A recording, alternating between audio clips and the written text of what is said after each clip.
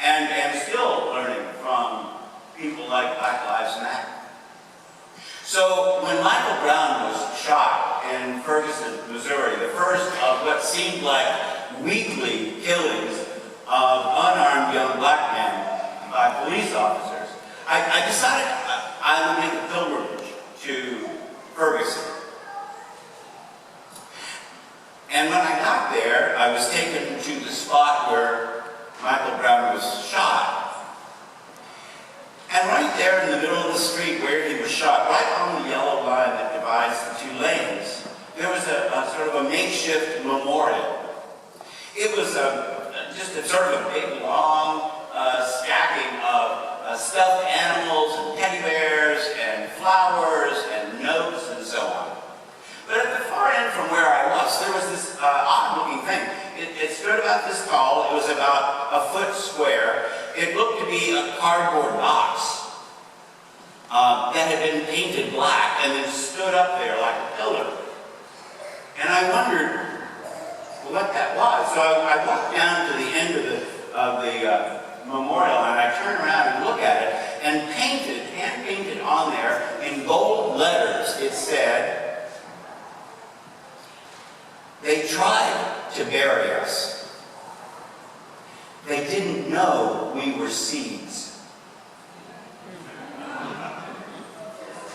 I thought, oh, well, hello, that's like so true. And where did that come from, I wonder? Why haven't we heard more about that?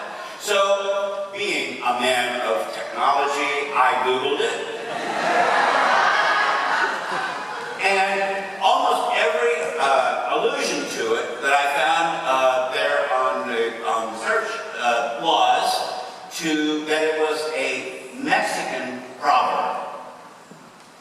Cool, I thought. In fact, that it was a proverb used by the Zapatistas in fighting for their own liberation and against their own oppression.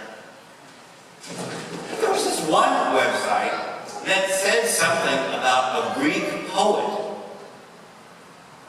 So I go to that website. You know what?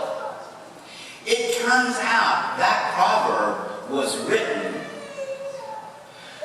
in the 1950s by a Greek poet who was gay and who was ostracized from the literary society of his time because he was gay.